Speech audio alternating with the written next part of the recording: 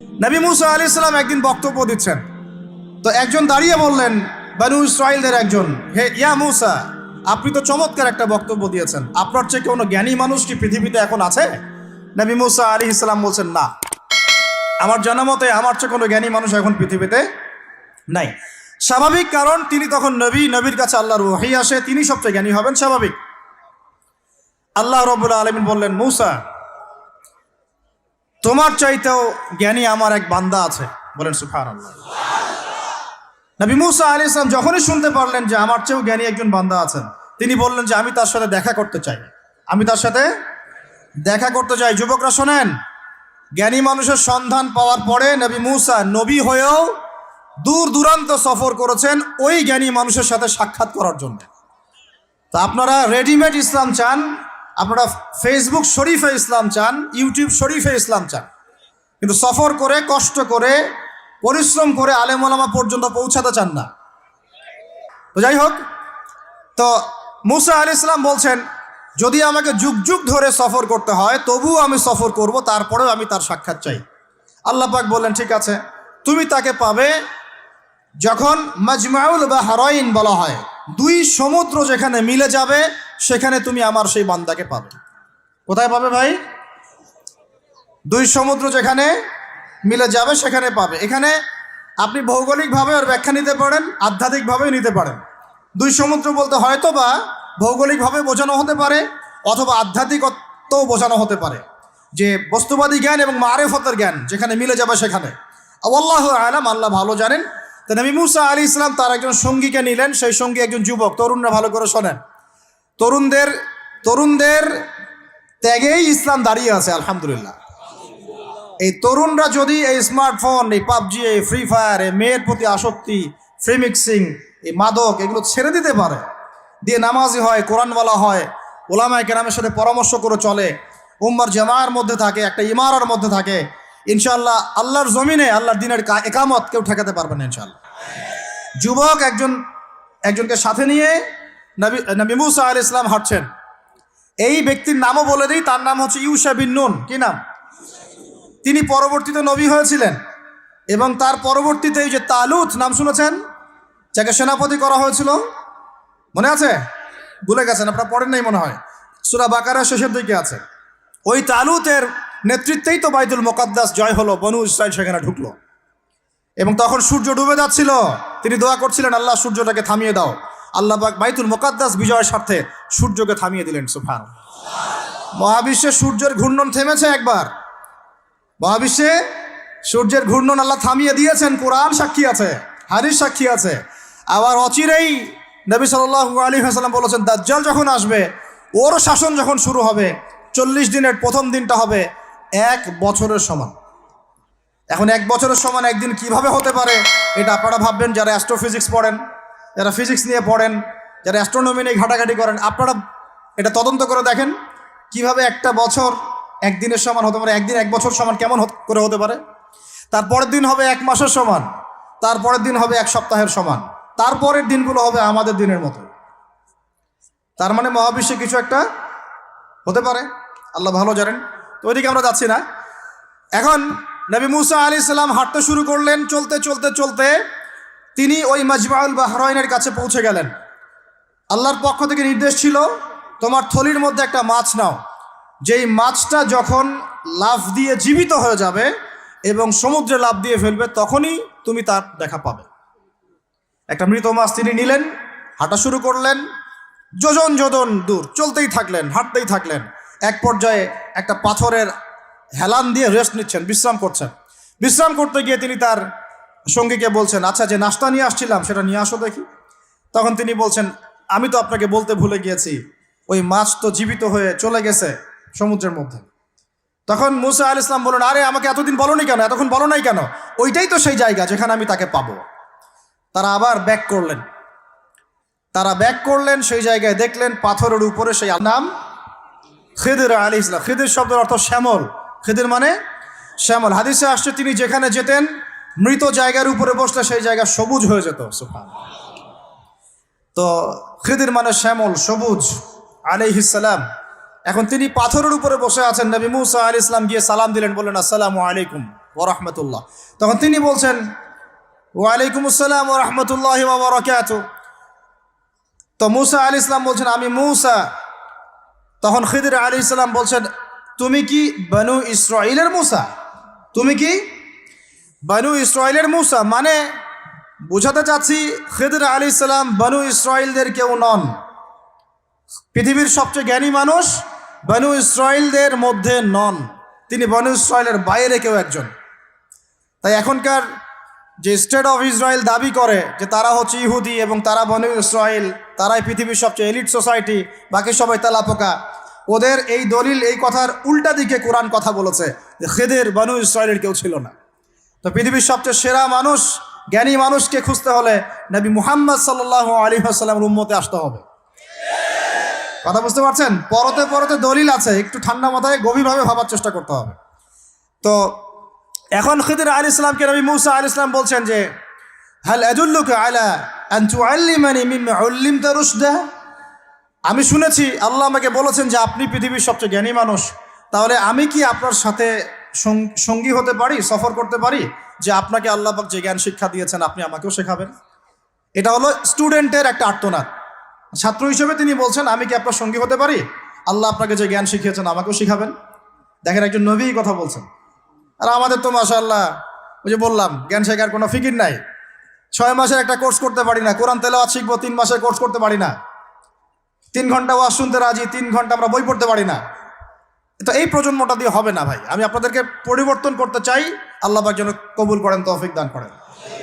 এখন খিদির আলাইহিস সালাম বলছেন ইন্নাকা লান তাসতাতিআ মাইয়া সাবরা। টিচারের কি কথা, কি দূরদর্শিতা! টিচার বলছেন যে তুমি তো আমার সাথে সবর করতে পারবে না। সঙ্গী হওয়ার আগেই কথা বলা শেষ।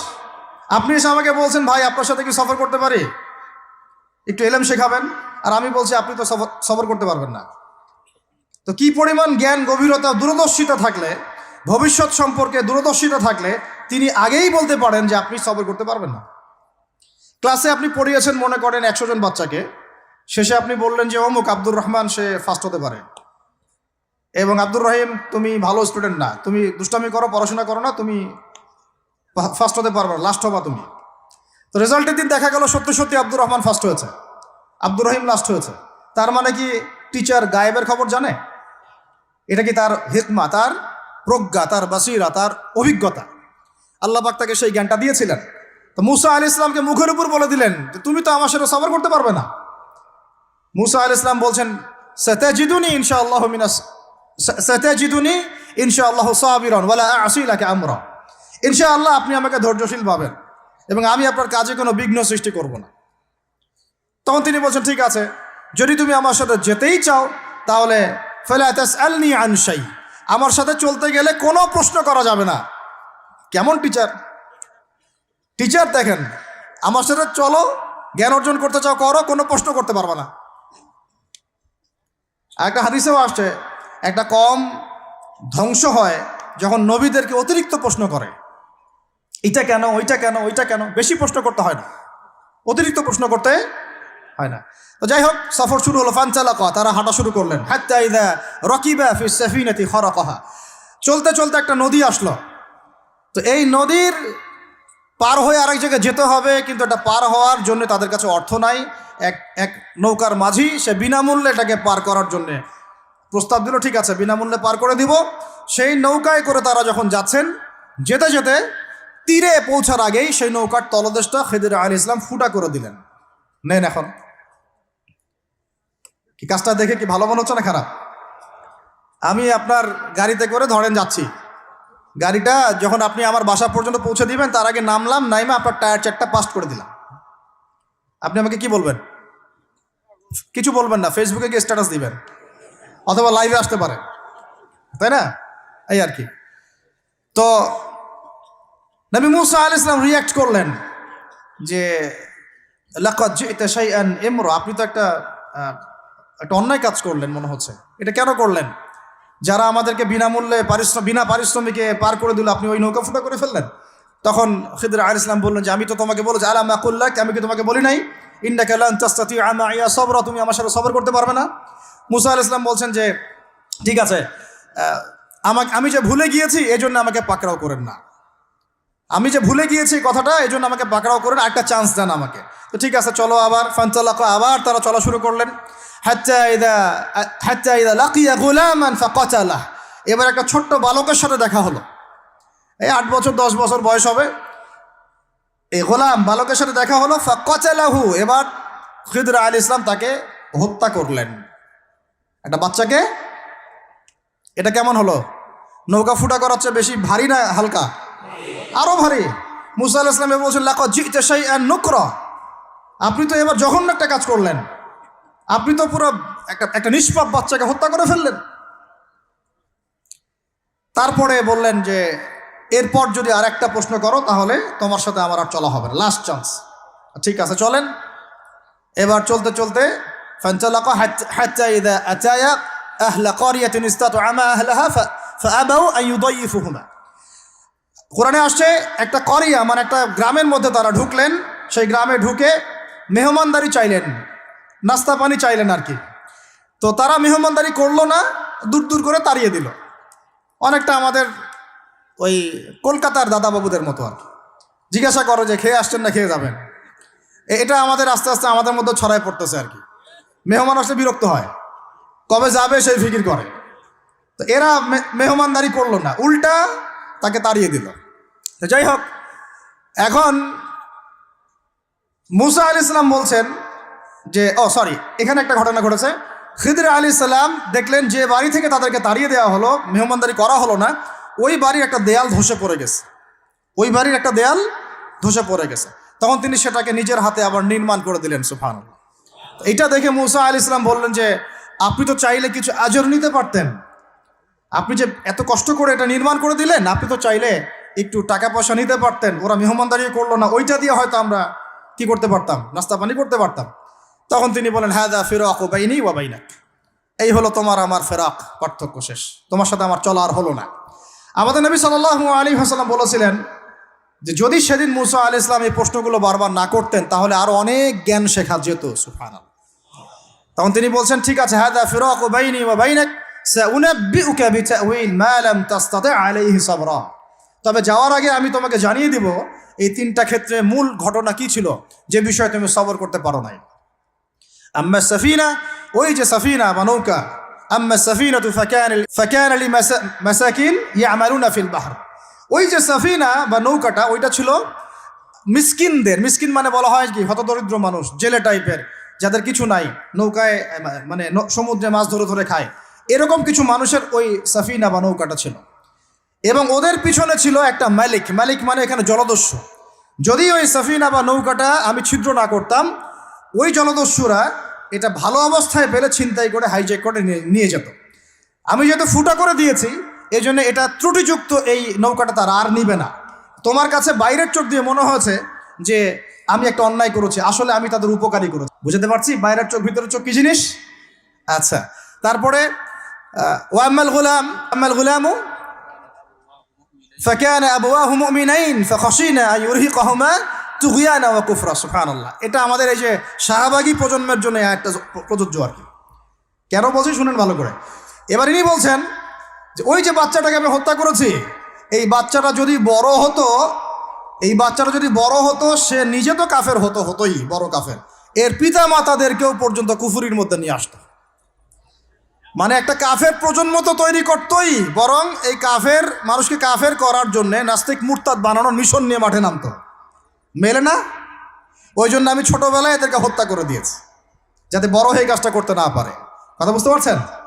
আর তিনি বলছেন আমি এটা নিজের ইচ্ছায় করি নাই, ওমা ফাআলতুহু আন আমরি, আমি এটা নিজের ইচ্ছায় করি নাই, এটা আল্লাহ পাকের আদেশ ছিল। বলি সুবহানাল্লাহ।